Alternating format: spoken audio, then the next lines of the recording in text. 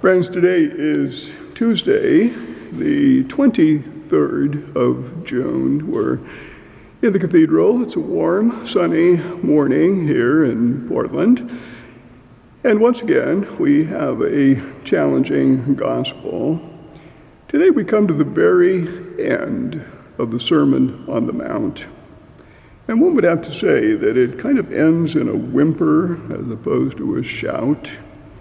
Last few verses of the Sermon on the Mount were in chapter 7. We started at chapter 5 with the Beatitudes. After the Beatitudes, it said, "This is the law and the prophets." And today, in chapter 7, we also read this phrase, "Do to others whatever you would have them do to you." The golden rule, which it says then, "This is the law and the prophets."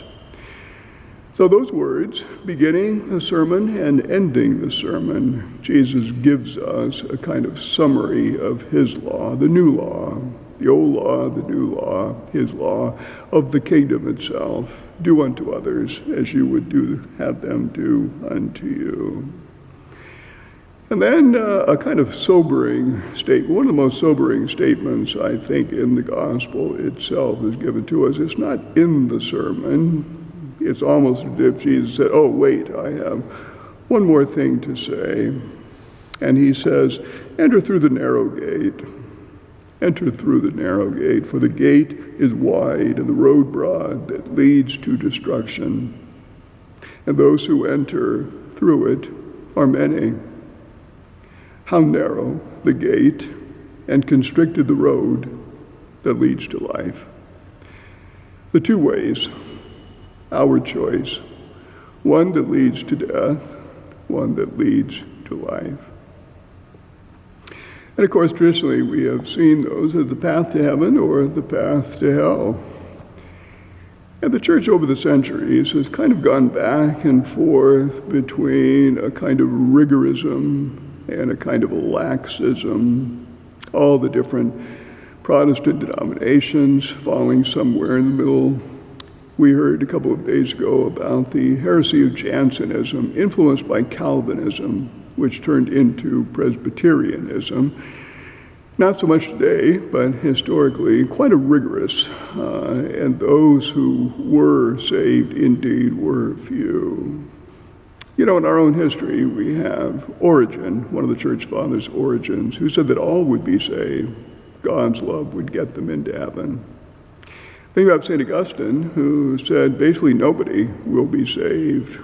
He took that kind of strict, narrow path. I remember one of my teachers, very wise teachers, telling us that God's love would not keep us out of hell, but it would get us into heaven.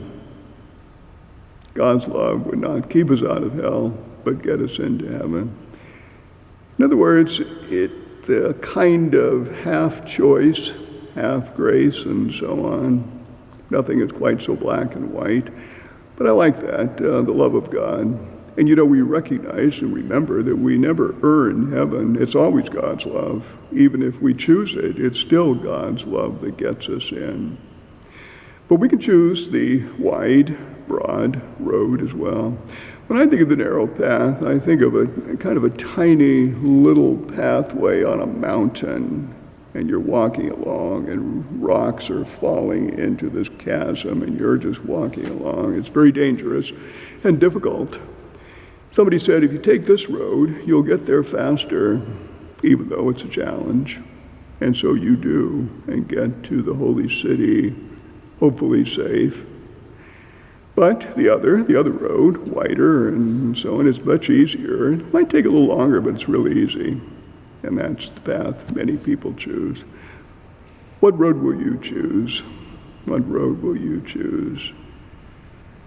That's the challenge today. And of course, not to forget the golden rule. Do to others whatever you would have them do to you. Have a great day, and we'll see you tomorrow, the feast of St. John the Baptist.